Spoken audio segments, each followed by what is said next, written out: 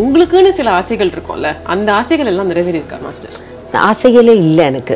அப்போல்லாம் ஆசைகள் சம்பாதிக்கணும், வீடு கட்டணும், கார் வாங்கணும், எங்கள் அப்பா அம்மா சந்தோஷமாக வைக்கணும். ஒரு லெவல் வரைக்கும் நம்மளோட பிரின்சிபல்ஸை வந்து நம்ம அமைதியாக இருக்கலாம், நம்மளை வந்து கஷ்டப்படுத்தும் போது, அடுத்தவங்க வந்து நம்மளை அசிங்கப்படுத்தும் போது, ஒரு லெவலுக்கு மேலே யாராலையும் அதை வந்து பொறுத்துக்க முடியாது, வெடிச்சிருவோம். உங்களோட அளவுகோல் என்ன அதில்? எல்லா விஷயத்துலையும் பொறுமையாக இருப்பேன். ஆனால் தப்பை வந்து நியாயமாக பேசுவாங்க பார்த்தீங்களா, அந்த எனக்கு பொறுமையாக பேச இருக்க பிடிக்காது. இப்படி இந்த ரிஸ்க் எடுக்கும் போது மாஸ்டர், நீங்கள் அந்த அவுட்கம் என்ன அப்படின்னு யோசிப்பீங்களா, இல்லை அந்த ப்ராசஸை பற்றி தான் யோசிப்பீங்களா? நான் பண்ணுவேன், இது 100% சக்ஸஸ் ஆகும், அப்படிதான் நினைப்பேன். நீங்கள் வந்து இந்த எந்த விஷயமும் பண்ணாமல் வெறும் டான்ஸ் மாஸ்டராகவே சேஃபாக கேம் விளையாடிட்டு இருந்தீங்கன்னா இன்னைக்கு எங்கே இருந்திருப்பீங்க வாழ்க்கையிலன்னு தோணும்? வீட்டில் உட்காந்து தட்டிட்டு டான்ஸ் கிளாஸ் எடுத்துட்டு இருந்திருப்பேன். Hi guys, welcome to the Ramya show. வளர்ச்சியை சில பேருக்கு வந்து ஆடம்பரமாக காமிக்க பிடிக்கும், சில பேருக்கு அமைதியாக காமிக்க பிடிக்கும். என் பக்கத்தில் இன்றைக்கி இருக்கிறவங்க வந்து ரொம்ப அமைதியாக அவங்க வாழ்க்கையை தான் உண்டு தான் வேலை உண்டு அப்படின்னு தான் வந்து நடத்திட்டுருக்காங்க. அவங்க மூலமாக பெரிய பெரிய இடங்களுக்கு எத்தனையோ பேர் இருக்காங்க, ஆனால் அதை அவங்க வெளில கூட காமிச்சிக்க மாட்டாங்க. முக்கியமாக சினிமா இண்டஸ்ட்ரியில் வந்து துணிச்சலான பெண்களை வந்து வரவேற்க மாட்டாங்க. அதே மாதிரி ஒரு பெண் வந்து நிறையா சாதிச்சுக்கிட்டே இருக்காங்க, அவங்களுக்கு வந்து வயசாகுது அப்படின்னா அதே ஒரு காரணமாக காமிச்சு அவங்களுக்கு வேலை வாய்ப்புகள் கிடைக்காது.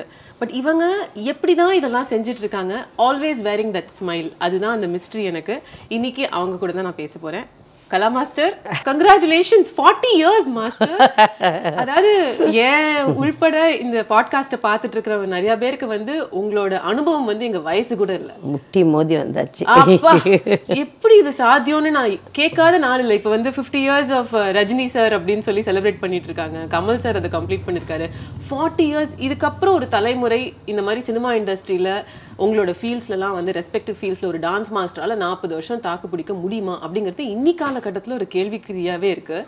எனக்கு ஃபஸ்ட்டு அதுதான் உங்ககிட்ட கேட்கணுன்னே தோணுது. இப்போ இந்த 40 years அப்படின்றத பார்க்கும்போது 40 yearsல கலா என்கிற கலா மாஸ்டர் எப்படி ஆயிருக்கீங்க இந்த 40 வருஷத்தில்?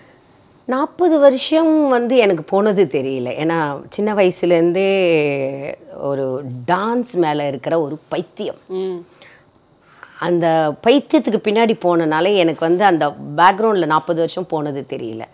அண்ட் நாட் ஓன்லி டான்ஸ், எல்லா விஷயமும் நான் பண்ணுவேன். ஒரு ஸ்டேஜ் டான்ஸ் ப்ரோக்ராமாக இருந்தாலும் சரி, அண்டு ஒரு ஜட்ஜாக இருந்தாலும் சரி, ஒரு ஜூரியாக இருந்தாலும் சரி, எதுவுமே நான் வந்து நோன்னு சொல்ல மாட்டேன். என்னோடய வார்த்தை வந்து எப்பவுமே நோ கிடையாது. ஸோ 40 years ரொம்ப ஆக்சுவல் சினிமாவில் இருக்கிறவங்க நிறைய பேர் இருக்காங்க, பட் ஃபேமாக ஆகி இப்போ வரைக்கும் இருக்காங்க அப்படின்னா நம்ம வந்து எல்லா விஷயத்துலேயும் இருந்துக்கிட்டே இருக்கணும், ஒரே இடத்துல பிளாக் ஆகக்கூடாது. இப்போ நான் வந்து இப்போது ரகுமாஸ்டர் மூலியமாக வந்தாலும் நான் ஒரு அசிஸ்டண்ட்டாக நேராக போயிருக்கலாம், ஆனால் நான் டான்ஸராக ஆகணும்னு நான் நினச்சேன். ஏன்னா அதையும் நம்ம படிக்கணும், அதாவது வெறும் மெத்தையில் நடக்கக்கூடாது, கல்லையும் உள்ளையும் தாண்டி நடக்கிறது தான் வாழ்க்கை. ஸோ இப்போ சின்ன வயசுலேயே நம்ம முள்ளை மிதிச்சிட்டோம் வச்சுங்க, வலி வராது, டக்குன்னு எடுத்துகிட்டு ஓடிடலாம். பட் ரொம்ப பெருசாகி முள்ளு குத்திச்சுன்னா அதுலேருந்து வெளியே வரதுக்கு ரொம்ப கஷ்டமாயிடும். அதனால தான் நான் வந்து அந்த சின்ன வயசுலேயே வந்து ஒரு டான்ஸர் ஆகி, அதுக்கப்புறம் டான்ஸ் டைரக்டர் ஆகி, அதுக்கப்புறம் டான்ஸ் கிளாஸ் வச்சேன். ஏன்னா ஏன் டான்ஸ் கிளாஸ் வச்சேன், அதுக்கு ரொம்ப இம்பார்ட்டன்னா, நான் இது வரைக்கும் எங்கேயுமே சொன்னதில்லை, இங்கே தான் சொல்கிறேன். ட்ரெயின்லலாம் போவோம், நம்மளை பார்த்தா என்னம்மா செய்கிற அப்படின்னா, டான்ஸர் அப்படின்னா ஒரு நம்மளை பார்க்குற பார்வை வந்து ஒரு சினிமாக்காரி அப்படின்னு ஒரு மாஸ்டர். அது நான் கேட்கணும்னு நினச்சேன், அது ஏன் அந்த மாதிரி? ஆனால் இந்த காலம் கிடையாது, அது அந்த காலம்.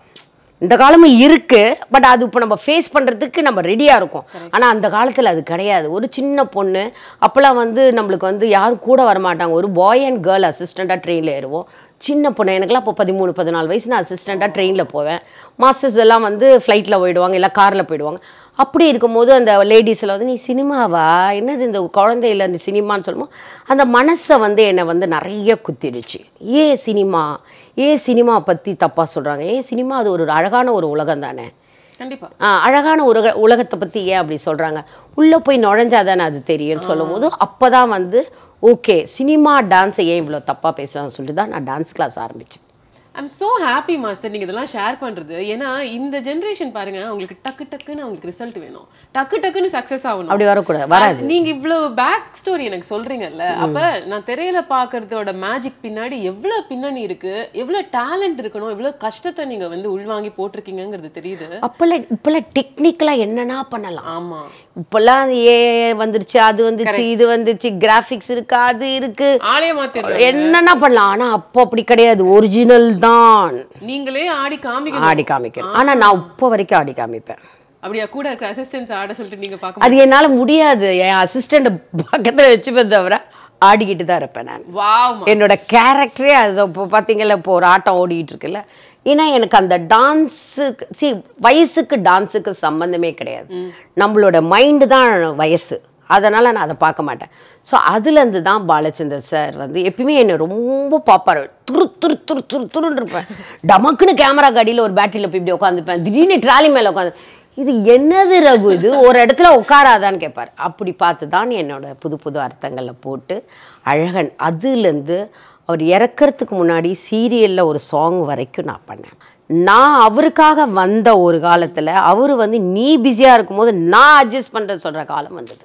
எப்படி இவ்வளவு பாசிட்டிவாக, அதாவது இப்போ என்னை பார்க்கும்போது கூட நீங்கள் சொன்னீங்க ஐ எம் பிளெஸிங் யூ, உனக்கு எல்லா கஷ்டமும் போயிடும் அப்படின்னு சொல்லி, அந்த பாசிட்டிவிட்டி ப்ளஸ் நான்லாம் ஆனஸ்டாக சொல்லணும் அப்படின்னு சொன்னால் இன்னும் 40 வயசு கூட எனக்கு ஆகலை. ஆனால் ஒரு மாதிரி டயர்ட் ஆயிடுச்சு.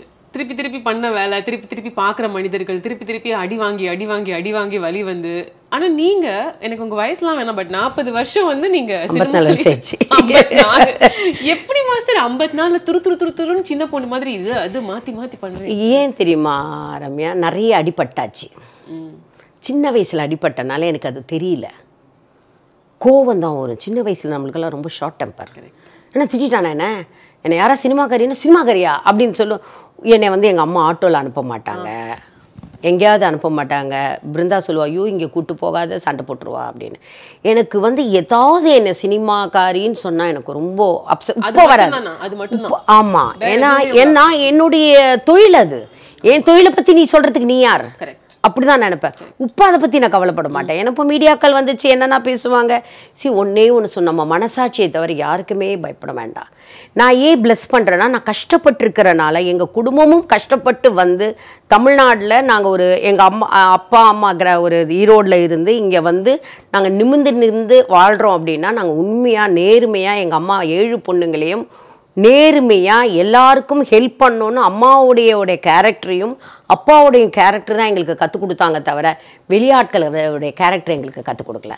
அப்பாவுடைய தானமும் அம்மாவுடைய ஸ்ட்ரிக்ட்னஸும் அண்டு எல்லாமே பாசிட்டிவாக பேசும். ஏன்னா என்னோட அசிஸ்டண்ட்டை கூட என் ரூமில் தான் நான் படுக்க வைப்பேன். என் பெட்டில் தான். இல்லைக்கா நான் கீழே நீ மனுஷி, நானும் தான் மனுஷி, நீ என் பெட்டில் தான் படுக்கணும், என் பக்கத்தில் தான் படுத்துக்கணும்னு சொல்லுவோம். அவங்க பயந்து படுப்பாங்க. ஏன்னா அதையெல்லாம் நான் தாண்டியிருக்கேன். ஒரு ஒர்க் பண்ணும்போது நம்ம பயந்துக்கிட்டு தரையில் படுக்குது, இதெல்லாம் நான் ஃபேஸ் பண்ணியிருக்கனால அந்த ஃபேஸ் அவங்க அந்த பொண்ணு பண்ணக்கூடாது. நான் அதை பற்றி தான் அடிக்கடி யோசிக்கிறேன். இப்போ நீங்கள் சொல்கிறீங்கல்ல, 17 வயசில் நான் கொரியோகிராஃபர் ஆகிட்டேன். அதுக்கு முன்னாடியும் உங்களுக்கு பெரிய பெரிய டைரக்டர் ஹீரோஸோடலாம் வந்து கம்போசிங் கொரியோகிராஃபி பண்ணுற சான்ஸுங்கும் போது, இன்றைக்குமே சொல்கிறேன், சினிமா இண்டஸ்ட்ரி பொறுத்த வரைக்கும் ஒரு பொண்ணு அப்படின்னு சொன்னால் அவங்க ஒரு படி கீழே இருக்காங்க. கொஞ்சம் கொஞ்சமாக இப்போ தான் மீ டூ சோஷியல் மீடியாலலாம் அதை பற்றி பேச ஆரம்பிச்சிருக்காங்க. நீங்கள் கம்போஸ் பண்ண காலகட்டத்தில் சின்ன பொண்ணு இதுக்கு என்ன தெரியும் அப்படின்னு எத்தனையோ பேர் பேசியிருக்காங்க. எத்தனையோ ஹீரோஸ் வந்து நீங்கள் ஒரு ஸ்டெப் சொல்லி கொடுத்தா அதெல்லாம் நான் செய்ய முடியாது அப்படின்னு சொல்லியிருக்கலாம்.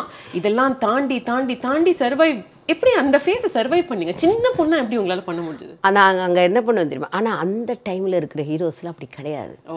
ஏன்னா பாலச்சந்தர், நான் பண்ண பாலச்சந்தர்னால யாரும் சின்ன பொண்ணு சொல்ல முடியாது. ஓகே, தெலுங்குல நிறைய ஃபேஸ் பண்ணேன். இந்த சின்ன பொண்ணு சொல்லி நான் ஏன் பண்ணணும் பண்ணியிருக்கேன். கன்னடாவில் வந்து இந்த சின்ன பொண்ணு வந்து அது வந்து எனக்கு வந்து குட் மார்னிங் சொல்லணும். நான் போய் குட் மார்னிங் சொல்லியும் அந்த டைரக்டர் எனக்கு மரியாதை கொடுக்கல. நான் வந்து அவருக்கு ட்ராலி ஷாட் வச்சார். ட்ராலி ஷாட் வச்சு மூமெண்ட் வச்சா மூமெண்ட்டை காமிவே நான் ஷார்ட்டை வைக்கிறேன் அப்படின்னு. சரி மூமெண்ட்டையும் காமிச்சேன். அப்பயும் ஒரு ஈகோ பார்த்தாரு. இதுக்கு மேலே என்னால் முடியல. நான் என்ன பண்ணிட்டேன், நான் கிளம்புறேன் சார், நான் சின்ன பொண்ணு தான், ஆனால் நான் தொழிலாளி. நான் சின்ன வயசுலேருந்தே ஸ்டேஜில் கிளாசிக்கல் ஆடி எல்லாம் முடித்து கோபிகிருஷ்ணாட்ட அசிஸ்டண்ட்டாக இருந்து வந்தவன் நான். ஸோ ஏன் டான்ஸை நீங்கள் இன்சல்ட் பண்ணானா நான் இதுலேருந்து வெளியே வந்துடுறேன் சொல்லிட்டு யூனியன் மூலிமா வந்து ரெஸ்பெக்டோடு வந்துட்டேன். ஏன்னா அந்த டைரக்டரோட நம்ம சண்டை போடக்கூடாது. என்ன இருந்தாலும் ஹீஸ் அ டைரக்டர், ரெஸ்பெக்ட் கொடுக்கணும் சொல்லிட்டு குட் பை, தேங்க்யூ சார், ஏன்னா நீங்கள் என்னை சின்ன வயசாக பார்க்குறீங்க, உங்களுக்கு அதை ஏற்றுக்க முடியல, தேங்க்யூ சார் சொல்லிட்டு வந்தேன். எப்பயுமே ஒரு வேர்டு சொல்லும் போது அவங்க மனசில் ஹர்ட் பண்ணுற மாதிரி பேசிட்டு வந்துட்டோம், அவ்வளோதான். வேறு எதுவுமே நான் பேச மாட்டேன். அப்போ அவர் ஃபீல் பண்ணும், ஐயோ ஒரு சின்ன பொண்ணை நான் இப்படி இது பண்ணேன். அது மாதிரி நிறைய ஃபேஸ் பண்ணியிருக்கேன். நீங்கள் வந்து 14 வயசில் உங்களோட கரியரை ஆரம்பிச்சிங்க அப்படின்னு சொன்னால், இப்போ இருக்கிற இந்த 54 வயசில் யோசிச்சு பார்க்கும்போது, உங்களை கண்ணாடியில் பார்க்கும்போது உங்களுக்குன்னு சில ஆசைகள் இருக்கும்ல, அந்த ஆசைகள் எல்லாம் நிறைவேறியிருக்கா மாஸ்டர்? ஆசைகளே இல்லை எனக்கு. அப்போல்லாம் ஆசைகள் சம்பாதிக்கணும், வீடு கட்டணும், கார் வாங்கணும், எங்கள் அப்பா அம்மா சந்தோஷமாக வைக்கணும், அது வேலை, அது விஷயம், அது சர்வை, அதுதான் ஆசை எனக்கு. காலையில் எங்கள் அக்காவுக்கு வந்து காலைல 10 மணிக்கு தாலி கட்டுவா, 11 மணிக்கு பஸ் ஏறி போயிடுவேன் ரகுமாஸ்டருக்கு அசிஸ்டண்ட்டாக. என்னோட டியூட்டி அது பண்ணி ஆகணும். ஓகே, நான் போயிடுவேன். உங்களுக்குன்னு உள்ள விஷயங்கள் இப்போதான் எனக்குன்னு என்னோட குடும்பம், என் ஒன்றுமே இல்லை, சின்ன ஆசை. என் பையன் முந்தானேத்து வந்தான், அம்மா only 1 day holiday, 15th independence டேன்னு. உடனே ஃபோனில் மெசேஜ் வந்தது சாட்டர்டே ஹாலிடேன்னு. என் ஹஸ்பண்டு குழந்த மாதிரி வந்துட்டு 2 பேரும் உள்ளே வந்துட்டு நாளைக்கு ஹாலிடே, நானும் இல்லை ஹாலிடே ஹாலிடே. இதுதான் எங்கள் ஆசை, சின்ன சின்ன விஷயம் இதுதான் ஆசை. என்ன பண்ணுவீங்க அப்படி ஹாலிடே? ஹாலிடே சொன்ன உடனே நைட்டு அவனை கூட்டிட்டு, அவனுக்கு always he like some restaurant, Chinese restaurant போய் உட்காந்து சாப்பிட்ருவோம். இது நார்மல் தானே மாஸ்டர்? இதுதான் என்னோட ஆசை தவிர எனக்கு எதுவுமே ரொம்ப பெரிய அப்படியெல்லாம் ஆசைகளே கிடையாது. என்னோட ஆசைகள் ஆக்சுவல் பார்த்தா அடிக்ட்னு சொல்லும் போது ஹெல்ப் பண்ணுற அடிக்ட் ரொம்ப ஆசை எனக்கு. பட் அந்த மாதிரி கொஞ்சம் இமோஷனலாக சென்சிட்டிவாக இருந்தால் அது அட்வான்டேஜுக்கும் எடுத்துப்பாங்க. கரெக்ட், அதெல்லாம் பண்ணிட்டாங்க, அதெல்லாம் தாண்டியாச்சு. அட்வான்டேஜாக எடுத்தாங்க. எனக்கு ஒன்றுமே இல்லை ரம்யா, நான் என்ன பண்ணுறேனோ அதுதான் நான் பண்ணுவேன். என்னோட கடமை என்னவோ அதுதான் நான் பண்ணுவேன். அதுக்காக இன்னொருத்தவங்க வந்து என்ன அவங்க திருப்பி என்னை பின்னாடி அடிச்சிருப்பாங்க. அடிச்சா ஓகே, நீ அடிச்சிடு, நோ ப்ராப்ளம். எப்பயுமே வந்து எனிமியை வந்து நீ கட்டி பிடிச்சிட்டு சரியாயிடுவேன். அப்போ ஃபர்கிவ் பண்ணிட்டு விட்டுருவீங்க? மனசில் மட்டும்தான் வச்சுக்கணும், விட்டுறணும். வெளியே வட்டாரத்தில் நம்ம விட்டுட்டு மனசில் வச்சுக்கணும். யார் எப்போ நம்மளை பற்றி சொன்னாங்களோ அவங்க வாயால் நம்மளை பாராட்டிட்டாலே போதும், முடிஞ்சு போச்சு. சில விஷயங்கள் எஸ்பெஷலி ஆஸ் அ உமன் நமக்கு சகிப்புத்தன்மை ஜாஸ்திங்கிறதுனால ஒரு லெவல் வரைக்கும் நம்மளோட பிரின்சிபல்ஸை வந்து நம்ம அமைதியாக இருக்கலாம். நம்மளை வந்து கஷ்டப்படுத்தும் போது, அடுத்தவங்க வந்து நம்மளை அசிங்கப்படுத்தும் போது ஒரு லெவலுக்கு மேலே யாராலையும் அதை வந்து பொறுத்துக்க முடியாது, வெடிச்சிருவோம். உங்களோட அளவுகோல் என்ன அதில்? நான் டப்புன்னு பேசுவேன், செம கோவக்காரி தான். எது வரைக்கும் உங்களால் வந்து பொறுமையாக இருக்க முடியும்? எந்தெந்த விஷயங்களுக்கு பொறுமையாக இருக்க முடியும்? எனக்கு என்னன்னா எல்லா விஷயத்துலையும் பொறுமையாக இருப்பேன். ஆனால் நியாயத்தை தப்பை வந்து நியாயமாக பேசுவாங்க பார்த்தீங்களா, அந்த எனக்கு பொறுமையாக பேச இருக்க பிடிக்காது. சொல்லிடுவீங்க மூஞ்சிக்கு நேரம், மூஞ்சில் அடித்த மாதிரி பேசுவேன், பொறுமையாக இருப்பேன். என் வீட்டில் எல்லோரும் போகாத போகாத போகாத, இப்போ ஏதோ சம் ப்ராப்ளம், யூனியன் ப்ராப்ளமாக ஏதாவது ப்ராப்ளம் தான், போகாத போகாத பேசாமல் இருப்பேன். நியாயம் பார்த்துட்டே இருப்பேன். ரொம்ப யோசிப்பேன், எது கரெக்டுன்னு ஒரு 10 வாட்டி யோசிச்சு தான் ஓகே இதுதான் கரெக்டுன்னு காலை வைப்பேன். ஆனால் வச்சிட்டேன்னா என்னை தூண்டக்கூடாது. வச்சுட்டேன்னா அவங்க பக்கம் லாஸ்ட்டு உயிர் போகிற வரைக்கும் நான் கூட இருப்பேன். அவங்க எவ்வளோ பெரிய பவர்ஃபுல்லான ஆளாக எவ்வளோ பெரிய பவர்ஃபுல்லான கூட இருப்பேன் நான் எப்பயுமே. ஓகே, அவங்க இதாக இருந்தாலும் எப்பயுமே அதுதான் என்னோடய ஃப்ரெண்ட்ஷிப்பில் ஒன்றும் நீடிக்குதுன்னா, ஒரு மீனாவாக இருந்தாலும், ரம்பாவாக இருந்தாலும், ரோஜாவாக இருந்தாலும் இன்னும் நீடிக்குதுன்னா அந்த ஃப்ரெண்ட்ஷிப் தான். விட்டு கொடுக்க மாட்டேங்க? விட்டு கொடுக்க மாட்டேன், எங்கேயுமே நான் விட்டு கொடுக்க மாட்டேன். இன்க்ளூட் சினிமா தவிர எனக்கு ஃப்ரெண்ட்ஷிப் இருக்காங்க. இன்க்ளூட் என் கூட ஸ்டேஜ் ப்ரோக்ராம் பண்ண 3 அசிஸ்டன்ட்ஸ் என் கூட இப்போ வரைக்கும் இருக்காங்க. இப்போ வரைக்கும் அவங்களுக்கு ஒன்றுனா கூட, நேற்று ஒரு பொண்ணுக்கு கண்ணு கலங்குச்சுன்னா என் கண்ணு கலங்கும், விட்டு கொடுக்க மாட்டேன். அதனால் அவங்க டான்ஸரோ இல்லை அவங்க ஒரு டான்ஸராக இருந்து நான் எங்கிட்ட ஸ்டேஜ் பர்ஃபார்ம் பண்ணி இப்போ டான்ஸ் மாஸ்டர் ஆகி சீரியல் பண்ணால் கூட அவங்கள யார் தப்பாக பேசினா விட்டு கொடுக்க மாட்டேன். ஸ்ட்ரெயிட்டாக போய் யாராக இருந்தாலும் போய் பேசிட்டு வந்துடுவேன். அப்படிப்பட்ட நியாயத்துக்கு கோவப்படுவேன் நான். உங்களோட இந்த கோவத்தை இல்லை உங்களுக்கு ஏற்படுற வலியை நீங்கள் எப்படி ப்ராசஸ் பண்ணுவீங்க? டான்ஸ் ஆடியா இல்லை யார்ட்டையாவது பேசுவீங்களா இல்லை தனிமையோட? தனிமை போய் வந்து என்னோடய விநாயகர்கிட்ட போய் பேசுவேன். அண்ட் தனிமை என்னுடைய ஃபீலிங்கை வந்து நான் யார்ட்டையும் ஷேர் பண்ண மாட்டேன். ஏன்னா அதான் உங்ககிட்ட நோட்டீஸ் பண்ணுற விஷயமும் நீங்கள் எல்லாருக்கும் இருக்கீங்க, ஆனால் உங்கள் முகம் எப்போதும் இதே மாதிரி தான் இருக்குது. நான் வந்து யாரையும் ஷேர் பண்ண மாட்டேன். ஏன்னா நம்மனால அவங்க கஷ்டப்படக்கூடாது. எனக்கு எவ்வளோ கவலைகள். இப்போ நான் ஊருக்கு போவேன், என் பையன் இங்கே தனியாக இருப்பான், ஒரு ஃபங்க்ஷன் வரும், என்னடா தங்கம் எங்கேயும் போகலையா, எங்கேயும் இல்லைம்மா போகலன்னா ரொம்ப கவலையாக இருக்கும். யாரும் கூப்பிடலையாடா சாப்பிட அப்படின்னு கூப்பிடும்போது அந்த கவலை இருக்கும். ஆனால் வெளியே சொல்லவே மாட்டேன், அப்படியே வைப்பேன். அதை அடக்கி அடக்கி அடக்கி ஒரு வாட்டி பிளாஸ்ட் ஆச்சுன்னு வச்சுங்க, பயங்கரமான பிளாஸ்ட் ஆகிடும். இமோஷனல் ஆகிடுவீங்க ரொம்ப. எமோஷ்னலாக என்கிட்ட நியாயம் இருக்கிறனால நான் தைரியமாக எமோஷ்னலாக பேசுவேன். என்கிட்ட தப்புகள் இருக்கவே இருக்காது. தப்புகள் இருக்கும், நான் தப்பு செய்யாத மனுஷனே கிடையாது. ஆனால் அந்த தப்பு இருந்தால் ஒரு குழந்தையாக இருந்தாலும் நான் மன்னிப்பு கேட்பேன். ஓகே, குழந்தையாக இருந்தாலும் மன்னிப்பு கேட்பேன். ஆனால் நான் நியாயமாக எல்லாத்தையும் வச்சுட்டு ஓகேடா.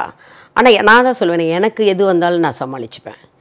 என் குடும்பத்துக்கு ஒன்று வந்தால் நான் விட்டு கொடுக்க மாட்டேன், என் ஃப்ரெண்ட்ஸுக்கு வந்தால் நான் விட்டு கொடுக்க மாட்டேன். இன்க்ளூட் சாதாரண ஒரு மக்களுக்கு, என்னுடைய ஏரியாவில் இருக்கிற மக்களுக்கு ஏதாவது, இன்க்ளூட் என் வாட்ச்மேனுக்கு எதாவது இருந்தால் கூட நான் விட்டு கொடுக்க மாட்டேன். ஏன்னா எப்பயுமே யாரையுமே விட்டு கொடுக்கக்கூடாது. அதுதான் என்னை பொறுத்த வரைக்கும். சரி, அவங்க தான் அப்படி இருக்காங்கன்னா நீங்களும் இருந்தால் அவங்களுக்கும் உங்களுக்கு என்ன வித்தியாசம்? அதுமாரி ரொம்ப பேசுகிறவங்கள நான் வந்து கட் பண்ணி விட்டுருவீங்க? கட் பண்ணல, C C C C C அப்படின்னு போயிடுவேன். ஓகே, அவ்வளோதான். நீ போயிடு, நீ யாரோ நான் யாரோ, அவ்வளோ. ஏன்னா அவங்களோட நம்ம ஈக்குவலாக பேசக்கூடாது. பேசினா அவங்களுடைய நெகட்டிவ் வந்து நம்ம மேலே பட்டுரும். ரைட். எப்பயுமே யாராவது ஒருத்தர் ஆமாம்மா இப்படியா பண்ணுறீங்களா மாஸ்டர், இந்த நியாயம் இருக்கா அப்படின்னா, ஓ வேண்டாம் உன்னோட நெகட்டிவ் எனக்கு மேலே பட்டுருமான்னு பயமாக இருக்குது சொல்லிட்டு டோட்டலாக பிளாக் பண்ணிட்டு போயிட்டே இருப்பேன். உங்களுக்கு வந்து பயங்கரமாக கடவுள் பிடிக்கும். ஐம் ஷுவர் நீங்கள் அஸ்ட்ராலஜியும் வந்து பிலீவ் பண்ணுவீங்க. ரொம்ப நம்புவேன். அப்படியா? அதுபடி அஸ்ட்ராலஜி நம்புறது வந்து எல்லாருக்கிட்டையும் அஸ்ட்ராலஜி நம்ப மாட்டேன். எனக்கு ஒரே ஒருத்தர் இருந்தார், வயசானவர், மாஸ்டர் சொல்லியிருக்காருங்க, பாலநாயர். அவர் 85 இறந்துட்டாரு. அவர் பயங்கரமாக சொல்லுவார். எங்கள் வீட்டில் ஒருத்தர் மாதிரி அவரை நம்புவேன். வேறு யார் பேசினாலும், யார் ஜோசியம் எல்லாம் பண்ண மாட்டேன். நடுவில் யாரோ ஒரு ஏதோ வெத்தலை ஜோசியர்லாம் சொன்னாங்க, நம்பிக்கையே இல்லை எனக்கு. ஓகே. அண்ட் கடவுளை மட்டும்தான் இப்போ நான் நம்புவேன். பட் பயங்கர ஃபெய்த் உங்களுக்கு? பயங்கர கடவுள் பக்தி ஒன்றும் கிடையாது. நேற்று நான் ஒரு ஃபங்க்ஷன் போகும்போதும் என் காளிகாம்பாள்கிட்ட வேணேன், நான் போகிறேன், இண்டிபெண்டன்ஸ் டே நல்லபடியாக நடக்கணும், எந்த ப்ராப்ளம் வரக்கூடாது அப்படின்னா அழகாக நடந்தது.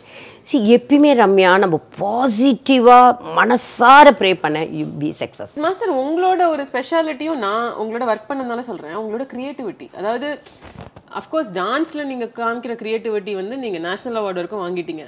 பட் அதை தாண்டி இப்போ ஒரு சாதாரண ஒரு ஈவெண்ட்டு, ஒரு ஷோனா கூட அதை எப்படி புதுசாக ப்ரெசென்ட் பண்ணலாம், அதில் ஹோஸ்ட் ஆமாம் ஏதாவது ஒன்று க்யூரேட் பண்ணிக்கிட்டே இருப்பீங்க. உங்க மூளை எப்போதுமே வந்து டிஃபரெண்டா வேலை செஞ்சுக்கிட்டே இருக்கும். அது எப்படி லைவா வச்சிருக்கீங்க? அது எனக்கு அது ஒரு ஹேபிட்டா இருக்கும். இப்படியே பார்ப்பேன். இப்போ நீ வந்தோடனே இப்படியே பார்த்தேன், பூஜை பண்றோமா, ஓகே நீங்கள் பர்த்டே சொன்னேன் ரம்யா, இந்த விநாயகரை கும்பிடு, உனக்கு எல்லாமே நல்லபடியா. ஸோ அந்த கிரியேட்டிவிட்டி நேச்சுரலா வர்றதா எனக்கு. கார்ல போனா கூட ரூட் எனக்கு தெரியாது, ஆனா யோசிச்சுட்டே இருப்பேன், இப்படியே பார்ப்பேன். ஓ இந்த இடமா, எந்த கார், வண்டி ஓட்டிகிட்டே இருப்பார் என் ஹஸ்பண்ட், அப்படி கத்துவார். என்னாச்சு அப்படின்னா, ஒரு பெரிய கார் போதான், எனக்கு கார் பேர் கூட தெரியாது. இந்த கார் 1.5 கோடி, அந்த எனக்கு கார் இன்ட்ரெஸ்ட் கிடையாது. இந்த வீட்டு இன்ட்ரெஸ்ட், துணி இன்ட்ரெஸ்ட் பயங்கரமா இருக்கும். சூப்பர். ஏன்னா ஆடை பாதி அழகு பாதி. ஏன்னா நான் அழகு இல்லாதனால ஆடையில அழகு பண்ணிக்கிறேன். ஸோ அழகு வந்து இது பண்ணிக்கலாம். அதே மாதிரி வீடு எனக்கு வந்து சுத்தமாக வச்சுக்கணும் பிடிக்கும். டப்புன்னு இறங்கிட்டேன்னா டேய் அது பண்ணுடான்னு பண்ணுவேன் நான். எதாவது எனக்கு என்னை பொறுத்த வரைக்கும் என்னாவது என் வாழ்க்கையில் பண்ணிக்கிட்டே இருக்கணும். ரெஸ்ட் எடுக்க கூட இன்னும் ஒரு நாள் வேலையே இல்லைன்னா என்ன பண்ணுவீங்க? நான் வீட்லேயே இருப்பேன், ஜஸ்ட் கேம் விளையாடுவேன். கேம் எதுக்கு விளையாடுறேன்னா கிரியேட் பண்ணுறதுக்காக கேம் விளையாடுவேன். கேம் விளையாண்டு தான் இருப்பான், ஆனால் மைண்ட் வேறு எங்கே போயிட்டே இருக்கும். ஓகே இது புதுசாக பண்ணலாமா, இது புதுசாக பண்ணலாமா, இப்படி தான் பண்ணுவேன். ஏதாவது புதுசாக பண்ணணும். ரெஸ்ட் எடுக்கிறதுன்றது ஒன்று பண்ணுவீங்களா? அது ஒன்றுமே பண்ணாமல் ஒரு நாள் முழுக்க சும்மா? எனக்கு ரெஸ்ட் பாடியில் இருக்கும், தவிர மைண்டு ரெஸ்ட்டே இல்லை எனக்கு. அப்போ தூங்கும் போது கூட உங்களுக்கு சிந்தனைகள் ஏதாவது இருந்துக்கிட்டே இருக்கும்? பயங்கரமாக இருக்கும். எனக்கு சிந்தனையே வெடிகால 3 மணிக்கு தான் வரும். என் ஹஸ்பண்ட் பாப்பார், இன்னைக்கு பொருள்றா, இன்னைக்கு ஏதாவது ஒரு கான்செப்ட், இன்னைக்கு மாநாட மயிலாட வருது அப்படின்னு நினைப்பா. நீ இன்னைக்கு தூங்குனியா கேட்டேன். இல்லை மகேஷ், ஒரு கான்செப்ட் ரெடி பண்ணிட்டேன். தெரியும் எனக்கு, நீ 3 மணிக்கே புரளும் போதே தெரியும். என் பையன் நடுவில் இருப்பான், குழந்தை இல்லை. அப்போ ஓவர் திங்கிங் ரொம்ப.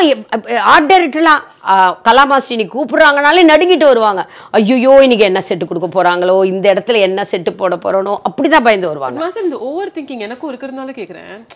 ஆங்ஸைட்டி நிறையா இருக்கும்ல. ஆமா, ஒரு விஷயம் நடந்து முடிக்கிற வரைக்கும் ஐயோ ஷிவரிங் வரும், டென்ஷன் வரும். நடக்குதா அது மாதிரி ஒரு தப்பு நடந்ததுன்னா எப்படி அந்த தப்பு சொல்லலாம் ஆன்சர் பண்ண முடியாது. கேட்டால் என் வீட்டில் அடக்கி வச்சுருவாங்களே, எதுவும் பேசக்கூடாது, எதுவும் மீடியாவில் பேசக்கூடாது, யார் கேட்டாலும் பேசக்கூடாது, எதுக்கு நீ இதை பேசுன? சரி ஓகே. ஒரு விதத்துலையும் நம்ம ஃபேமிலிக்கு பயந்து தான் ஒரு விதத்தில். ஆனால் என்னை மீறி அது தடங்கள் வரும்போதும் அது ரொம்ப எனக்கு ஆங்ஷியஸ் டென்ஷன் என் பெண்களை பற்றியும் என்னோட டான்ஸஸை பற்றி சொன்னால் ரொம்ப ரொம்ப கோவம் வந்துடும். இந்த டென்ஷன் மூமெண்ட்ஸ், ஆங்ஸைட்டி, தூக்கமே இல்லாமல் இதை பற்றி யோசிச்சுக்கிட்டே இருக்கிறது, இதை எப்படி ஓவர் கம் பண்ணுறீங்க? அதாவது மெடிடேஷன் ப்ராக்டிஸ் ஏதாவது உண்டா? ஜாலியாகிடுவேன் நான். ஆக்சுவலி எல்லாருமே இப்போ நீ ஹெவியாக ஒர்க் பண்ணால் பயங்கரமாக தூங்குவீங்களா?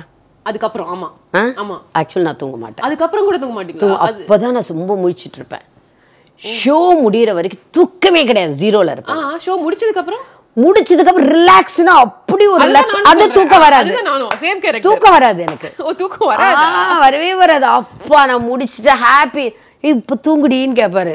எங்க தூங்குது, வா ஜாலியா வெளியே சுத்தலாம் அப்படின்னு. அப்ப சுத்துவேன் நான் இந்த பாட்காஸ்ட் உங்களை மாதிரி ஆட்களை வச்சு பண்ணணுன்ற ரீசனே வந்து எனக்கு இதை பண்ண ஆரம்பிச்சதுலேருந்து வர மெசேஜஸ் எல்லாமே வந்து நான் நிறைய வேதனையில் இருக்கேன், டிப்ரெஷனில் இருக்கேன், ஆங்ஸைட்டியில் இருக்கேன். எனக்கு வந்து இந்த மாதிரி ஒரு சாலிடான பர்சன், ஒரு உமன் வந்து அவங்க பட்ட கஷ்டங்களை பற்றி பேசும்போது என்னோட ஸ்டேஜை தாண்டி நான் வந்துட முடியுங்கிற ஹோப் எனக்கு கிடைக்குது. அதனால பண்ணுங்க பண்ணுங்க பண்ணுங்கன்னு சொல்கிறது போது சினிமா பேக்ரவுண்டே இல்லாமல் சின்ன வயசில் ஒரு ஜேர்னி ஆரம்பித்தவங்க ஒரு சாதாரண சமையல்காரனுடைய பொண்ணு தானா. ஒன்றே ஒன்று நினைக்கணும், நம்ம வந்து நான் வந்து வாழ்க்கையில் இது வரைக்கும் நான் டிப்ரெஷன் போனதில்லை. ஒரே ஒரு வாட்டி போயிருக்கேன், அம்மா இறந்ததுக்கு. அம்மா இறந்ததுக்கு மட்டும்தான் நான் டிப்ரெஷன் போயிட்டேன். ஏன்னா அம்மா is my friend, my boy friend, my girl friend, my all in all, my எல்லாமே. ஸோ அவங்க அதை விட்டு போகும்போது அதுலேருந்து நான் மீறத்துக்கு ரொம்ப கஷ்டப்பட்டேன், அவ்வளோதான். தவிர மீதி வாழ்க்கையில் 2 நாள் ஷூட்டிங்லேயே கடவுளே நான் எப்படி இருக்க அதெல்லாம் நினைக்கவே மாட்டேன். அது என் மனசுக்குள்ளே வச்சாலும் எப்பயுமே நம்ம கடவுள் 24 மணி நேரம் சந்தோஷம் கொடுத்தா நாம் வந்து திமிரு காமிச்சிருவோம்.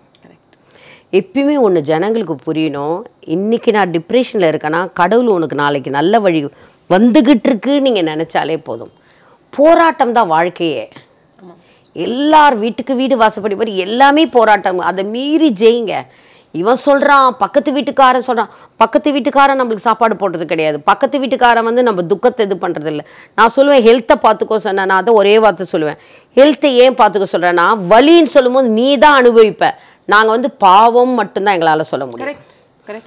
ஸோ அந்த அதை நீ வியாதியை கொண்டு வராத. ஸோ டிப்ரெஷன் போகும்போது உங்களுக்கு வியாதி வரும்போதும் அந்த வியாதியை அனுபவிக்கிறது நாமளாக இருப்போம். அது பண்ணாதீங்க. எல்லாத்துக்குமே ஒரு ஓகே இன்றைக்கி நம்ம கஷ்டமாக இருக்கும், ஐ திங்க் கடவுள் பின்னாடி ஒரு நல்லது பண்ண வைக்கிறேன். Think always positive. நான் சொன்ன மாதிரி இன்னைக்கு தேதிக்கு வந்து எல்லாத்துக்குமே குவிக்காக ஒரு சொல்யூஷன் கேட்குறாங்க. கேட்காதீங்க. வந்து பணம் நெருக்கடி இருக்குது, வேலையில் பாஸ் வந்து இலக்கணமாக பேசுகிறான், இல்லை வந்து அவங்க கரியரில் வந்து அவங்களால க்ரோ பண்ண முடியல, ரிலேஷன்ஷிப்பு பிரேக்கப் ப்ராப்ளம், எதுவாக இருந்தாலும் அதுக்கு ஒரு டாலரன்ஸ், ஒரு டைம் கொடுத்து அதுக்கு என்ன சொல்யூஷன் அப்படிங்கிறது பார்க்குற பக்குவம் இல்லாமல் உடனடி முடிவு இது எனக்கு ஒர்க் அவுட் ஆகல, என் லைஃப்பை நான் கிவ் அப் பண்ணுறேன். இது ஒரு 4-5 பேர் நான் இந்த மாதத்தில் ரீசெண்டாக கூட ஒரு 5 days முன்னாடி ஒருத்தவங்க வந்து எனக்கு ஃபோன் பண்ணாங்க. எனக்கு வாழ்க்கை பிடிக்கல மாஸ்டர், டைவர்ஸ் பண்ணலான்னு நினைக்கிறேன், ரொம்ப ரொம்ப கஷ்டமாக இருக்குது. நான் சொன்னேன் ஏன் அப்படின்னு. இல்லை எனக்கு எவ்வளோ வாட்டி அட்ஜஸ்ட் பண்ணி வாழ்க்கை போயிட்டே இருக்க வேண்டியதாக இருக்குன்னு. உனக்கு 90% கஷ்டமாக இருக்கா, 95% கஷ்டமாக இருக்கா, 40% கஷ்டமாக இருக்கா கேட்டேன். கேட்டதுக்கு ஏன் மாஸ்டர் இனி சொல்லு, 95% கஷ்டமாக இருந்தால் வந்துரு. Correct, not worth it. ஏன்னா ஒர்த் இட்ல, உனக்கு நீ சின்ன பொண்ணு, உனக்கு லைஃப் இருக்குது. பட் 40% கஷ்டமாக இருந்தால் வெயிட். ஏன்னா அது அடுத்தது அந்த 40% கம்மியாகும். பாலா கூட ஒரு காமெடியாக சொல்லியிருப்பான், பாலா இல்லை ஜெகன் சொல்லியிருப்பான், கலாமாஸ்டர் சொன்னாங்க நீ 1 வருஷம் கல்யாணம் ஆனோன்னு அந்த 1 வருஷத்தை தாண்டா லைஃப் முடிஞ்சு போச்சு. மாஸ்டர் நீங்கள் எடுத்த போல்டஸ்ட் டெசிஷன் என்ன லைஃப்லேயே? எவ்வளோ போல்ட் டெசிஷன் எடுத்துருக்கீங்க இருக்கிறதுலேயே? நீங்களே நிறைய விஷயம். டான்ஸ் கிளாஸ் போல்டு, டான்ஸ் ஷோ போல்டு, first time stage programme, star nights. நீங்கள் நம்ப மாட்டீங்க, ஸ்டார் நைட்டில் அப்போல்லாம் ட்ரெஸ் ரெண்ட் கிடையாது, ஒன்றும் கிடையாது. நான் சம்பாதிக்கிற 500-600 துணி வாங்கி தைச்சி எங்கள் அம்மாவுக்கு தெரியாமல், சிஸ்டர்ஸ்க்கு தெரியாமல் திருட்டுத்தனமாக வச்சு ஸ்டேஜ் ப்ரோக்ராம் பண்ணியிருக்கேன். பிரசாந்தோட ஸ்டார் நைட் ஷோ பத்தி பேசும்போது அவ்வளோ ஒரு பெரிய விஷயம். மலையாளத்தில் 1 month ஷோ போவோம், நாங்கள் பெரிய ஷோ பண்ணுவோம். Mohanlal show, Mammootty show, Jayaram show, Suresh Gopi show, அந்த மாதிரி பெரிய ஷோஸ் பண்ணும்போது அது பண்ணிட்டு தான் இருக்கோம் நம்ம. ஆனால் நான் என்னன்னா மாற்றிக்கிட்டே இருப்பேன். ஸோ அதுதான் கேட்க வந்தேன். இப்போ ரிஸ்க் எடுக்கிறது அப்படின்றது உங்கள் பேசிக் கேரக்டராக இருக்குங்கிறது இதில் நான் புரிஞ்சுக்கிட்டேன். பிகாஸ் நீங்கள் தான் ட்ரெண்டை செட் பண்ணுறீங்க, பயனியராக ஆகுறீங்க, அதை பார்த்து அதுக்கப்புறம் காப்பி அடிச்சு என்னமோ புதுசாக பண்ணுற மாதிரி பண்ணுறாங்க. பட் இந்த ரிஸ்க் எடுக்கும்போது மாஸ்டர் நீங்கள் அந்த அவுட்கம் என்ன அப்படின்னு யோசிப்பீங்களா, இல்லை அந்த ப்ராசஸை பற்றி தான் யோசிப்பீங்களா? நான் பண்ணுவேன், இது 100% சக்ஸஸ் ஆகும் அப்படி தான் நினைப்பேன் எப்பவுமே அப்படி. ஏன்னா நான் ட்ரூவாக இருக்கிறனால அந்த ட்ரூ நடக்கும். For example simple matter, miss Guinness season 10 வரைக்கும் நான் பண்ணுவேன் தான் நாங்கள் எக்ரிமெண்ட் போட்டோம். மாநாடு மயிலோட சீசன் 10 வரைக்கும் தான் பண்ணுவோன்னு சொல்லியிருந்தோம். 10 பண்ணும்போது புதுமையாக பண்ணலாமே, அதை நான் சொல்லுவேன், நான் யோசிப்பேன். So will try Guinness 1 hour live போட்டுடலாமே அப்படின்னு, லைவ் போட்டுடலாமே அப்படின்னு சொல்லிட்டு ஒரு கேர்ளை வச்சு மெயில் அமிச்சேன். அவங்களும் ஓகே சொல்லிட்டாங்க, எல்லாம் பண்ணியாச்சு. February 14th லைவ் போகிறோம். சீசன் 10 லைவ் 1 hour ரிஹர்சல்ஸ் எல்லாம் பார்த்தாச்சு. அடுத்த வாரம் ரிஹர்சலுக்கு முன்னாடி வருது, இல்லை இது கொடுக்க முடியாது, சினிமா சாங்கு அப்படின்னு சொன்னாங்க. நான் சொன்னேன், இதெல்லாம் நாங்கள் டீட்டெயில்ஸ் அமுச்சு விட்டோமே, அமுச்சு விட்டுட்டு என்ன திடீர்னு பண்ண முடியாது சொல்கிறாங்க, என்ன ஆச்சு தெரியல எங்களுக்கு. உடனே அவன் வந்து சாரி வில் சஜஷன் ஏதோ ஒன்று சொன்னார். நோன்னு சொல்லிட்டேன். ஓகே, நீ எனக்கு ஐடியா கொடுக்காத, நான் தான் கொடுப்பேன். அப்படியே அதான் யோசிப்பேன்.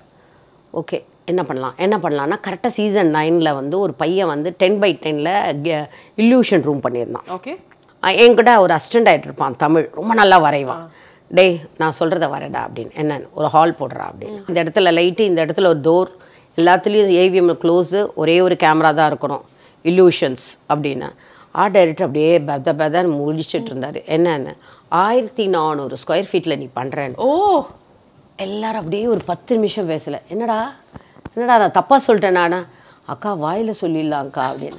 வாயில் தான்டா சொல்லுவேன், அப்புறம் எதுலடா சொல்ல முடியும், வாயில் தான்டா சொல்ல முடியும், இது தாண்டா பண்ணணும். நீ இப்படிக்கா பண்ணுறது ஒன்றுமே இல்லைடா. இல்லூஷன் ரூம் என்ட்ராகும் போது உனக்குள்ளனா தெரியும், கிட்ட வரும்போது ஹைட்டாக இருப்பான். ஓகே, இதுதான் இல்லூஷன்.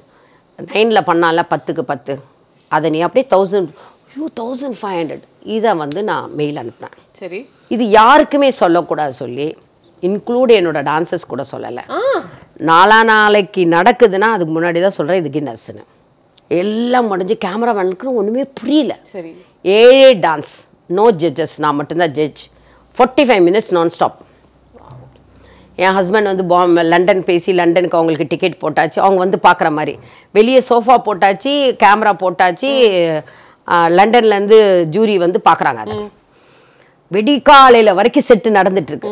அண்ட் கவர்மெண்ட்டோட இன்ஜினியர் தான் வந்து இது பண்ணுவான். 1400 ஸ்கொயர் ஃபீட் இருக்கான்னு. ஓகே, அதில் ஒரு பாயிண்ட் கம்மியாச்சாலும் ரிஜெக்டட் தான்.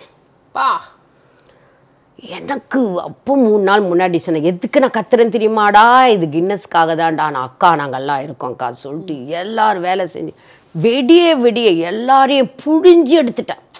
ஆங்கர்லேருந்து எல்லாம் என்னை நீ திட்டினாலும் பரவாயில்ல, ஆனால் என்ன புழிஞ்சு எடுத்து மறுநாள் அவங்களுக்கு வந்து பார்ட்டி சந்தோஷம் உடனே எவ்வளவு பெரிய சாதனை. வந்தாங்க. அந்த அம்மா வந்தோடனே எனக்கு அப்படியே நடுக்கும். காலையில் எல்லாரையும் ரெட் கார்பெட்டில் அந்த அம்மா வந்தாங்க. இல்லூஷன் வந்து அந்த இன்ஜினியர் அளவெடுக்கு, ஏன்னா அவங்க கவர்மெண்ட் இன்ஜினியர் வந்து செலக்ட் பண்ணோம். ஸோ நம்மளால் ஒன்றும் பண்ண முடியாது. அந்த அளவு எடுக்கிற வரைக்கும் கட் அப்படி சொன்னேன்னே, அதில் பாதி கடல் தாண்டினோன்னு இவங்க சொன்னாங்க, இதை எடுத்து நீ அப்படியே நீங்கள் ஃபன் சிட்டியில் வச்சா அது பெரிய விஷயமா இருக்குன்னு. ஏவிஎம்ல வந்து தூக்க முடியாது மேடம், அது சவால் கட்டி யோசிக்கிறாங்க. அப்போ ஆர்ட் டைரக்டர் வந்து பாவம், அவனெல்லாம் நான் திட்டி தொலைச்சிட்டேன். என்னடா பண்ணுறா, என் உயிரை வாங்குறீங்க, நாளைக்கு காலையில் ப்ரோக்ராமை வச்சுட்டு இப்படி தான் கற்றுவேன் நான். உங்கள் டென்ஷன் எப்படி இருக்கும்ன்றது யோசிங்க. ஏன்னா எம்டி சேனல்லேருந்து எம்டி வரமாட்டாங்க, எப்பயுமே வரமாட்டாங்க. ஆனால் எம்டி வந்து உட்கார சொன்னேன், ஏன்னா இது உங்களுடைய சேனலில் நடக்கிற ப்ரோக்ராம், இது வந்து என்னோடைய ஷோ கிடையாது, நீங்கள் எனக்கு கொடுத்துருக்கீங்க, நான் வேலை செய்கிறேன். நான் ஒரு சேனலில் ஒரு ஒர்க்கர் தான், நான் சேனலில் வேறு எதுவுமே கிடையாது. அதனால எனக்கு கொடுத்ததுக்கு, அவங்க 5 ரூபா கொடுத்ததுக்கு நான் 10 ரூபா வேலை செஞ்சுருக்கேன், லைஃப் முழுக்க எல்லாமே எல்லாமே செஞ்சுருக்கேன். அப்போ வந்து அந்த பொண்ணு பார்த்தோன்னா ஓகே வில் ஸ்டார்ட் அப்படின்னா ப்ரேயர் பண்ணேன். சப்போஸ் டான்ஸில் தப்பு பண்ணீங்களோ, கீழே விழுந்தீங்களோ, ஏன்னா இதெல்லாம் நடக்கும். காஸ்டியூம் உள்ள டைட்ஸ் நான் எப்பயுமே போட சொல்லுவேன். சப்போஸ் காஸ்டியூம் வந்தால் கூட அந்த காஸ்டியூம் எடுத்து இப்படி போட்டு டான்ஸ் ஆடணும்.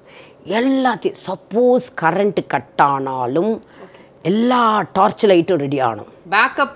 பேக்கப் அப்படி எல்லாம் என்னென்ன. ஆனால் சவுண்டு கட் ஆனால் என்ன ஆகும் அப்படின்னு நினைக்கும் போதும், சவுண்டு கட் ஆனாலும் ஆடிக்கிட்டே இருக்கணும், டோன்ட் ஸ்டாப். ஆனால் காட் அதுதான், அதாவது பாசிட்டிவ் எனர்ஜி எப்பயுமே நம்மளை வந்து தோல்வி ஆக்காது. அதனால் நடக்கும் நடக்கும் நடக்கும் நடக்கும் நடக்கும் தான் நினைப்பேன். என் வீட்டில் இது கரண்ட்டு கரெக்டாக இருக்கா, கரண்ட்டு இது இருக்கா, சவுண்டு சிஸ்டம் எல்லாரையும் கூப்பிட்டேன். யாருமே நெகட்டிவ் பர்சன் வச்சுக்கோ வாயிலே அடிச்சுட்டு போயிட்டே இருப்பேன். எல்லாருமே பாசிட்டிவ், வி ஆர் கோயிங், அது சக்ஸஸ் பண்ணுறோம். எல்லாருக்கும் இன்க்ளூட் காஸ்டியூமர்லேருந்து கின்னஸ் அவார்டு வாங்கி கொடுக்க போகிறோம்.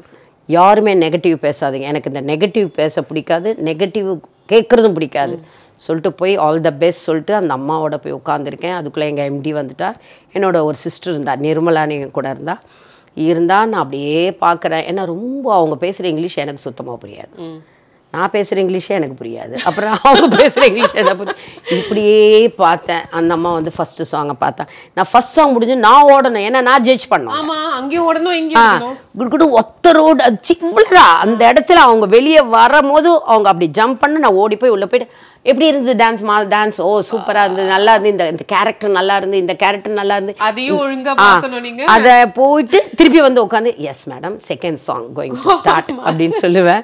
செகண்ட் ஸ்டார்ட், அது கடவுளே இது தாண்டிட்டேன், இந்த சாங்கை தாண்டிட்டேன், அடுத்த சாங்கை தாண்டிட்டேன், ஆறாவது சாங்கை தாண்டிட்டோன்னா அம்மா தேங்க்யூ இது பியூட்டிஃபுல்லாக வந்து அப்படி சொன்னோன்னா மேடம் வந்து அப்படியே அது எழுதிக்கிட்டே இருந்தாங்க. அந்த அம்மா எழுதிட்டு you have any rooms here அப்படின்னு கேட்டாங்க.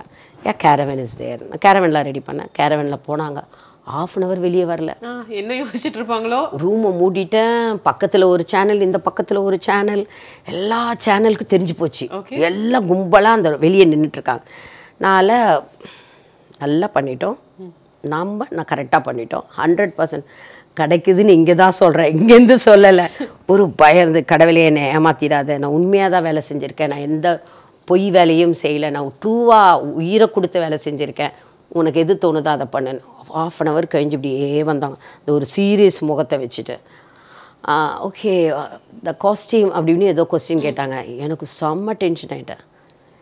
S or no I want answer ma'am அப்படின்னு. அஃப்கோர்ஸ் யூ காட் இதுக்கேமா சத்தியமா அதுக்கு எதுக்கடி நீ இங்கிலீஷை பேசி என்ன டார்ச்சர் பண்ண, ½ மணி நேரம் வெயிட் பண்ணுவேன். எல்லா டான்ஸஸ் என்னை வந்து தூக்கிட்டாங்க. அப்பா சினிமா பார்த்த மாதிரி இருக்கு நீங்க சொன்னது.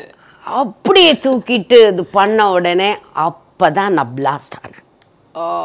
சந்தோஷத்துல இல்ல, எவ்வளோ டார்ச்சர்ல, எவ்வளோ எனிமீஸ்ல என்ன நடத்து கிழிக்க போறாவ, இவளுக்கு தேவையா இதெல்லாம் நான் காதில் கேட்டது. இது தேவையா?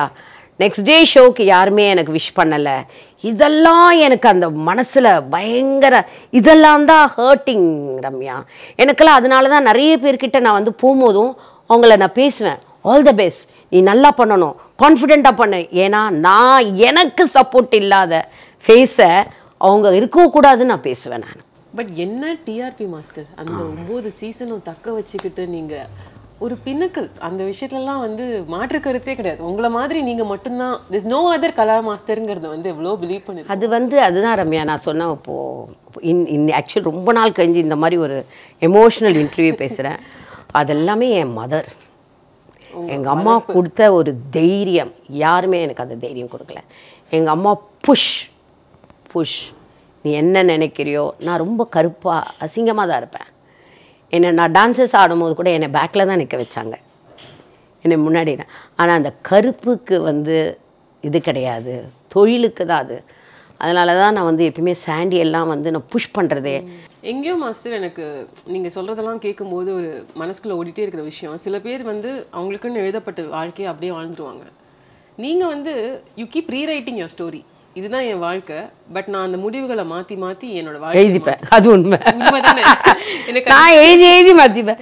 நான் வந்து இப்படி இருப்பேன். ஒரு மாதம் என் பையனை இப்போ காலேஜ் சேர்க்கணும், ஷூட்டிங் போக முடியாது, இது ஈவெண்ட் பண்ண முடியாது, என்ன பண்ணலாம் அப்படின்னு திடீர்னு பிகன் விட்டு கேட்டாங்க, ஆங்கர் பண்ணுறீங்களா?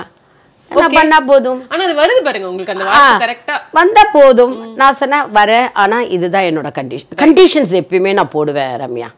யாருமே ஹர்ட் பண்ணி பேச மாட்டேன். ஏன்னா நான் திருப்பி சொல்லுவேன், யாருமே ஹர்ட் பண்ணி பேசுறதுக்கு, பணத்துக்காக பேசுறது தப்பான ஒரு விஷயம். கான்ட்ரோவர்சி அவங்களுடைய குடும்பத்துக்குள்ள போகக்கூடாது. கண்டிப்பா நீங்க வந்து இந்த எந்த விஷயமும் பண்ணாம வெறும் டான்ஸ் மாஸ்டராகவே சேஃபாக கேம் விளையாடிட்டு இருந்தீங்கன்னா இன்னைக்கு எங்கே இருந்திருப்பீங்க வாழ்க்கையிலன்னு தோணுது. வீட்டில் உட்காந்து தட்டிட்டு டான்ஸ் கிளாஸ் எடுத்துகிட்டு இருந்திருப்பேன். ஆமாம், எடுத்துகிட்டு இருந்திருப்பேன். அவ்வளோதான். ஏன்னா சினிமா அப்படி போயிட்டே இருக்கும். ஒரு மாதம் வேலை வரும், ஒரு மாதம் வேலை இல்லாத அப்படி இருக்காது. நேற்று ஒன்றும் இல்லை, இண்டிபெண்டன்ஸ் டே மார்னிங் போய் டான்ஸ் யூனியன் வந்து நான் ரொம்ப போக மாட்டேன். பட் இப்போ ஒரு இதனால போனேன். ஏதோ ஒரு பிரச்சனை, சாரி கேட்கக்கூடாது, பட் கேள்விப்படுறேன் ஏதோ டான்சர்ஸ்க்கு நிறைய இஷ்யூன்னு இல்லை. எப்பயுமே வீட்டில் வந்து ஒரு அப்பா அம்மா இருப்பாங்க, 5 பசங்க இருப்பாங்க. அதில் 5 பசங்க நல்லவங்களா இருப்பாங்களா? இருக்க மாட்டாங்க.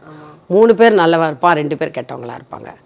ஸோ அவங்க செய்கிற ஒரு சின்ன விஷயத்தில் அதை வந்து ஒரு இஷ்யூ ஆக்கி அதை வந்து மீடியாக்களை வர வச்சு தேவையில்லாமல் பேச வச்சு டான்ஸர்ஸை பற்றி டான்ஸர்ஸ் வந்து உங்கள்கிட்ட நான் கண்டிப்பாக சொல்லணும் இந்த விஷயத்த. டான்ஸர்ஸை யாருமே தப்பாக சொல்லக்கூடாது, தப்பாக பேசக்கூடாது. ஒரு டான்ஸ் மாஸ்டரையும் தப்பாக பேசக்கூடாது. நீ பார்த்தியா, முன்னாடி நீ நின்னியா, என்ன இருக்குது, அதெல்லாம் பண்ணவே கூடாது. உன்னுடைய வீட்டுக்குள்ளே இருந்து உன்னுடைய பிரதர் சிஸ்டரை விட்டு கொடுத்து பேசுகிற மாதிரி. வீட்டுக்குள்ளே 1000 பிரதர் சிஸ்டர்ஸ்குள்ளே சண்டை வரும், ஆனால் வெளியே காமிக்கக்கூடாது. எங்கள் ஆட்கள் என்ன பண்ணிட்டாங்க, அதை கொஞ்சம் வெளியே காமிச்சிட்டாங்க. ஆனால் அதை எஃபெக்ட் பண்ணது டான்சர்ஸ். ஸோ ஒரு 4-5 பேர் செஞ்ச தப்பு அத்தனை டான்சர்ஸுக்கும் பாதிச்சு. அன்னைக்கு ஃபுல் கிட்டத்தட்ட 30 கேர்ள்ஸ் வந்து அழுதாங்க என்கிட்ட. நான் அந்த சைடு கேர்ள்ஸே வர சொன்னேன், ஏன்னா அவங்க சைடு தப்பு இல்லை, இவங்க சைடு. ஏன்னா இப்போ இருக்கிற யங்ஸ்டர்ஸ்க்கு தான் அந்த ஃபேஸிங். ஒரு பொண்ணு சொல்லுது, அக்கா எனக்கு மறுநாள் என் பொண்ணுக்கு நிச்சயம், இந்த மீடியா வந்தோடனே அந்த நிச்சயம் நின்று போச்சுன்னு சொல்லிட்டு கட்டி பிடிச்சி அழுதுது. நான் சொன்னேன், உனக்கு உன் பொண்ணுக்கு கல்யாணம் நடக்கும், அந்த என்கேஜ்மெண்ட்டுக்கு நான் வருவேன், நான் வந்து நிற்பேன் அப்படின்னு சொன்னேன். தப்பாக யாருமே சொல்லாதீங்க, டான்ஸர்ஸை சொல்லாதீங்க பாவம். கடைசியாக ஒரு சிங்கப்பெண்ணா இந்த 40 வருஷ வாழ்க்கையை வாழ்ந்தவங்களுக்கு நான் கேட்க வேண்டிய முக்கியமான கேள்வி வந்து, பார்த்துட்டு இருக்கிறவங்களுக்கு தான், எத்தனையோ 14-16 வயசில் உங்கள் மாதிரியே லைஃப்பை ஸ்டார்ட் பண்ணுற புது கரியர்ஸில், எத்தனையோ டிஃப்ரெண்ட் கரியர்ஸில் இருக்கிறவங்க நிறையா பேர் இருக்காங்க. அவங்களுக்கு ஒரு பெண், எஸ்பெஷலி ஒரு பெண்ணுக்கு நீங்கள் சொல்லக்கூடிய மெசேஜ் என்ன? நான் எப்பயுமே சொல்லுவேன், தைரியமாக இருங்க. நம்மளை கேட்கறதுக்கு யாருமே கிடையாது. நம்ம ரெஸ்பெக்ட் பண்ணுறது அப்பா அம்மாவை, நம்ம குடும்பத்தை மட்டும்தான் நம்பணும், வேறு யாரையுமே நம்ப வேண்டாம். ஆனால் ஒரே வேலையில் எப்பயுமே எனக்கு இந்த வேலை வரணும் அப்படின்னா, இந்த வேலை சக்ஸஸ் ஆகலையா நெக்ஸ்ட்டுக்கு போங்க.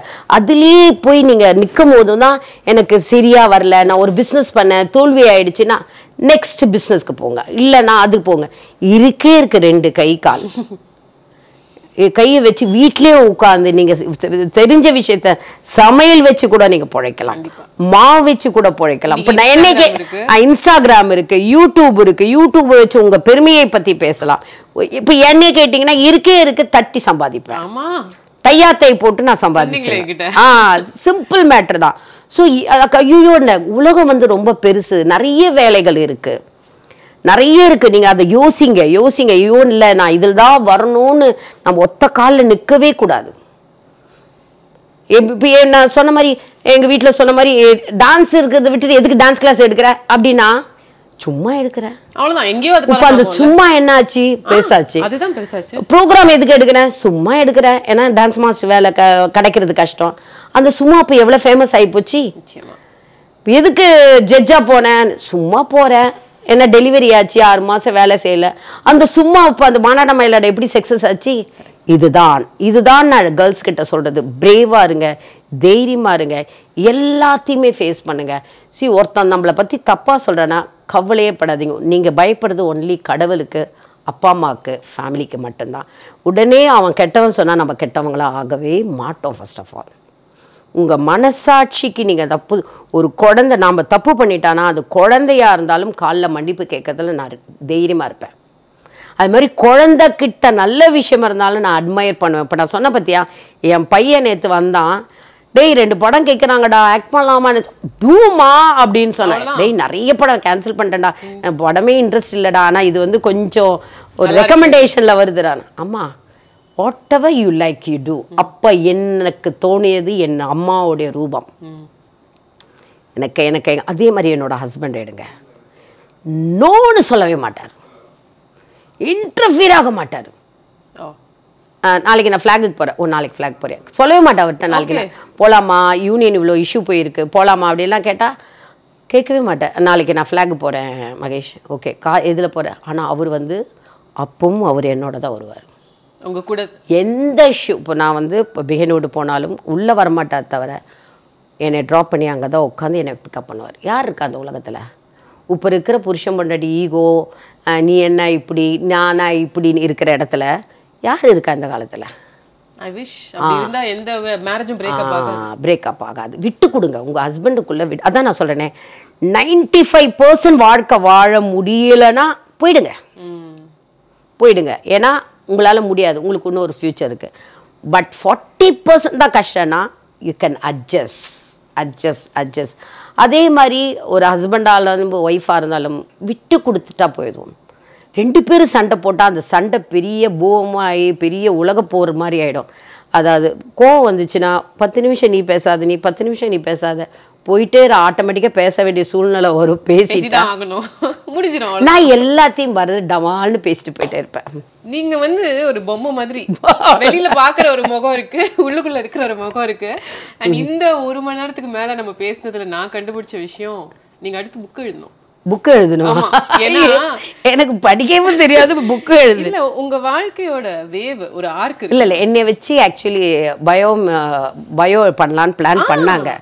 நான் சொன்னேன் நீங்க என்னை வச்சு பயோ வச்சிங்கன்னா அதுக்கு ஆர்டிஸ்ட் கூட கேட்டாங்க. நான் சொன்னேன் என்ன மாதிரி பண்ணணும், அது ஐஸ்வர்யா படமா ஓடிடிக்கு இப்போ கேட்டாங்க என்கிட்ட. வந்து ஒரு ஆள் வந்து கதையெல்லாம் உங்க கதை கேட்கணும் அப்படின்னு.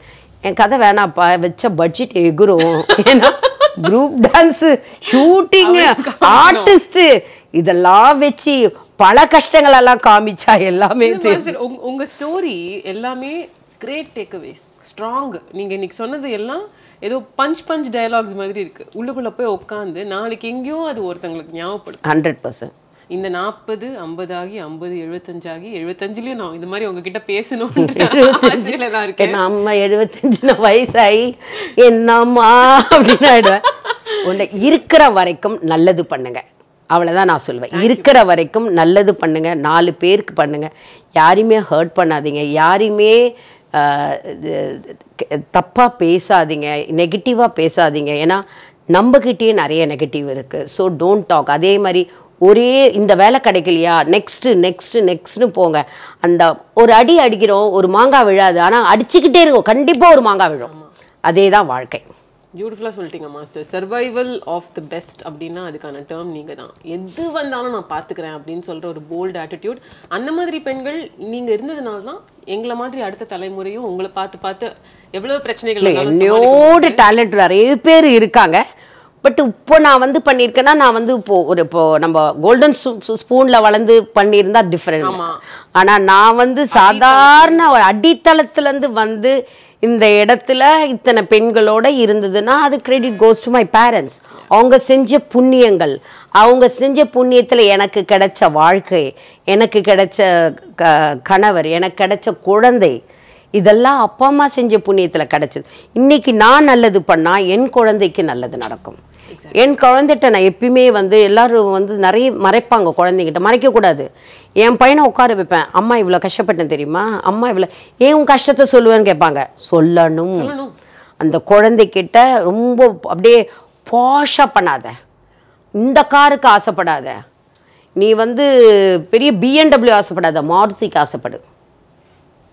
ஸோ ரொம்ப பாஷாக நினைக்காது. இப்படியே நான் சொல்லுவேன், டே அம்மா இப்படி கஷ்டப்பட்டேன்டா, இதுதான்டா இப்படி ஆடி இருக்கானு. ஆனால் என் பையன் சும்மா சொல்லக்கூடாது. முந்தானேத்து சொன்ன உடனே அவன் இந்த மாதிரி வேர்டு சொல்லுவான், டூமா கங்கராஜுமான்னு. திடீர்னு காலேஜ்லேருந்து, அம்மா உன்னோட டான்ஸ் வந்து பயங்கர ட்ரெண்டாக இருக்குது, அதனால என்ன பண்ணு, இப்போ அதே மாதிரி இப்போ ஆடு, இப்போ அதையும் இதையும் எடுத்து மிக்ஸ் பண்ணலாமான்னு.